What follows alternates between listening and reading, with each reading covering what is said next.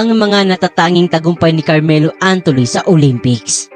Si Carmelo Anthony, na kilala rin bilang Olympic Melo, ay isa sa pinakamahusay na manlalaro sa kasaysayan ng Olympic basketball. Siya ay naglaro sa 4 na Olympic Games, kung saan nakakuha siya ng 3 gintong medalya noong taong 2008, 2012 at noong 2016 at isang tansong medalya naman noong taong 2004. Ang mga tagumpay na ito ay ginawa siyang pinakamadalas na nakapagwagi ng medalya sa kasaysayan ng US Men Olympic Basketball.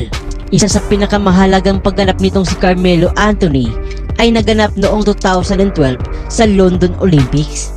Sa laban kontra sa Nigeria, nakapuntos itong si Carmelo ng 37 points sa loob lamang ng 14 minutes. Sa laban na yon ay nakapag-shoot siya ng 13 out of 16 na field goals at 10 out of 12 naman sa 3 points attempt, na nag-ambag ng malaking panalo para sa Team USA na may score na 156-73. Ang kahangahangang pagganap na ito ay nagpakita ng kanyang kakayahang mangibabaw sa international stage.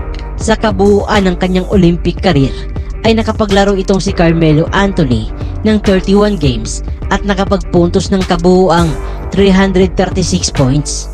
Sa 2012 Olympics ay naitala niya ang average na 16.3 puntos sa bawat laro, na nagpapakita ng kanyang kahusayan bilang isang scorer. Ang mga statistics na ito ay nagpapakita ng kanyang pagiging epektibo at consistent sa international competition.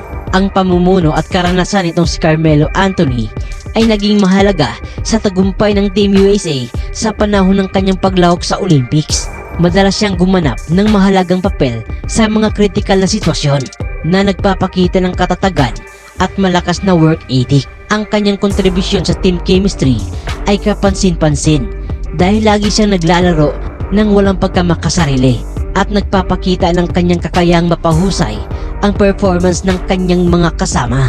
Ang Olympic legacy nitong si Carmelo Anthony ay natatangi dahil sa kanyang kakayahang umiskor, versatility at pagiging epektibo sa mga mahahalagang sandali. Ang palayaw na Olympic Melo ay nagpapakita ng kanyang kahangahangang mga pagganap sa international play. Ang kanyang mga nagawa ay hindi lamang nagpatibay sa kanyang lugar sa kasaysayan ng Olympics, kundi nagpakita rin ng kanyang husay bilang isang pinakamahusay na basketball player sa buong mundo.